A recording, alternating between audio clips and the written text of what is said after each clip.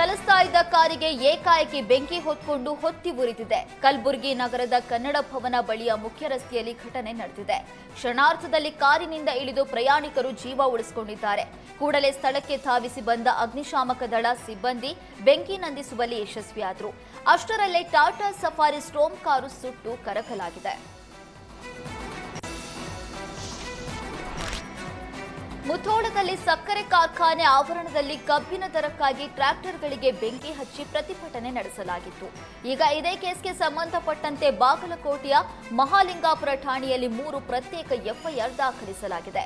ಹೋರಾಟದ ಮುಂದಾಳತ್ವ ವಹಿಸಿದ್ದ 17 ಜನರ ವಿರುದ್ಧ ಎಫ್ಐಆರ್ ದಾಖಲಿಸಲಾಗಿದೆ. ರಾಜ್ಯ ರೈತ ಸಂಘದ ಜಿಲ್ಲಾಧ್ಯಕ್ಷ ಬಸವಂತಪ್ಪ ಕಾಂಬಳೆ, ಸುಭಾಷ್ ಶಿರಬೂರ, ಈರಪ್ಪ ಹಂಚಿನಾಳ, ಮುತ್ತಪ್ಪ ಕೋಮಾರ, ಹನುಮಂತ ಗೌಡ ಪಾಟೀಲ್ ಸೇರಿದಂತೆ 17 ಜನರ ವಿರುದ್ಧ ಎಫ್ಐಆರ್ ದಾಖಲಿಸಲಾಗಿದೆ. ಅಲ್ಲದೆ ಕಾರ್ಖಾನೆ ಸಿಬ್ಬಂದಿಯೂ ಒಂದು ಎಫ್ಐಆರ್, 100 ರಿಂದ 150 ಅಪರಿಚಿತರ ವಿರುದ್ಧ ಎಫ್ಐಆರ್ ದಾಖಲಿಸಿದ್ದಾರೆ. ಇನ್ನು ಸಮೀರವಾಡಿ ಕಾರ್ಖಾನೆ ಪರವಾಗಿ ಬಂದಿದ್ದ 5 ಜನರ ವಿರುದ್ಧವೂ ಎಫ್ಐಆರ್ ದಾಖಲಿಸಲಾಗಿದೆ. ಮೈಸೂರಿನಲ್ಲಿ ಕಾಮುಕ ಉಪನ್ಯಾಸಕನ ಕರ್ಮಕಾಂಡ ಬಯಲಾಗಿದೆ. ಇಂಜಿನಿಯರಿಂಗ್ ವಿದ್ಯಾರ್ಥಿನಿಗೆ ಲೈಂಗಿಕ ಕಿರುಕುಳ ಆರೋಪ ಸಂಬಂಧ ಉಪನ್ಯಾಸಕ ಭರತ್ ಭಾರ್ಗವ್ ವಿರುದ್ಧ ಎಫ್ಐಆರ್ ದಾಖಲಿಸಲಾಗಿದೆ. ವಿದ್ಯಾರ್ಥಿನಿಗೆ ಹೆಚ್ಚು ಮಾರ್ಕ್ಸ್ ಕೊಡ್ತೀನಿ, ಒಳ್ಳೆ ಕೆಲಸ ಕೊಡಿಸ್ತೀನಿ, ಪಬ್ಗೆ ಹೋಗಿ ಮಜಾ ಮಾಡೋಣ ಅಂತ ಇದ್ದ ಕಾಮುಕನ ವಿರುದ್ಧ ಇದೀಗ ದೂರು ದಾಖಲಾಗಿದೆ. ದೂರು ನೀಡಿದ್ದಕ್ಕೆ ವಿದ್ಯಾರ್ಥಿನಿಗೆ ಕರೆ ಮಾಡಿ ಭರತ್ ಭಾರ್ಗವ್ ಬೆದರಿಕೆ ಹಾಕಿದ್ದಾನಂತೆ.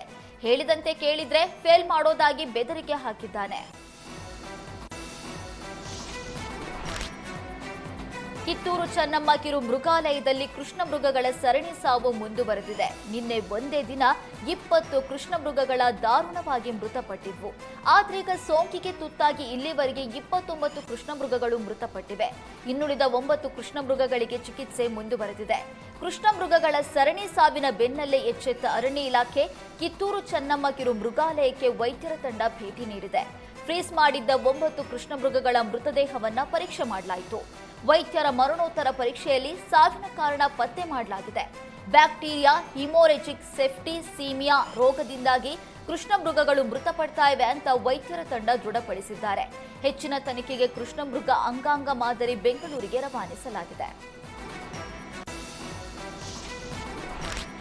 ನಾಳೆಯಿಂದ ಐತಿಹಾಸಿಕ ಬಸವನಗುಡಿ ಕಡ್ಲೆಕಾಯಿ ಪರೀಕ್ಷೆ ಆರಂಭವಾಗಲಿದೆ.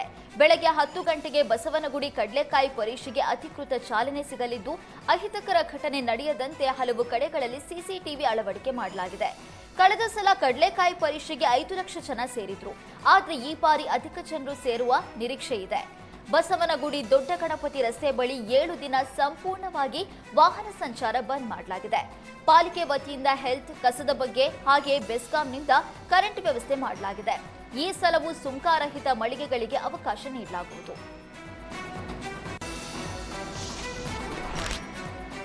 ಉಡುಪಿಯ ಮಲ್ಪೆ ಹನುಮಾನ್ ನಗರದಲ್ಲಿ ಇಸ್ಪೀಟ್ ಆಡ್ತಾ ಇದ್ದ 8 ಮಂದಿಯನ್ನ ಮಲ್ಪೆ ಪೊಲೀಸರು ಬಂಧಿಸಿದ್ದಾರೆ. ಉಮೇಶ್, ಸಿದ್ದರಾಮೇಶ, ಹನುಮೇಶ, ಮಲ್ಲಿಕಾರ್ಜುನ, ಶಿವಪ್ಪ ಸರಾದರ, ವಿರೂಪಾಕ್ಷ, ಬಸವರಾಜ, ಜಗದೀಶ ಬಂಧಿತ ಆರೋಪಿಗಳು. ನಗದು, 3 ಮೊಬೈಲ್, 1 ಸ್ಕೂಟರ್ ಅನ್ನು ವಶಪಡಿಸಿಕೊಳ್ಳಲಾಗಿದೆ. ಈ ಬಗ್ಗೆ ಮಲ್ಪೆ ಪೊಲೀಸ್ ಠಾಣೆಯಲ್ಲಿ ಪ್ರಕರಣ ದಾಖಲಾಗಿದೆ.